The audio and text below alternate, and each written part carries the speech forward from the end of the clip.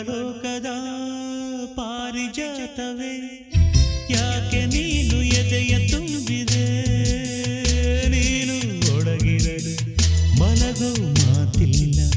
ನೀನು ಒಳಗಿರಲು ಉಸಿರೇ ಬೇಕಿಲ್ಲ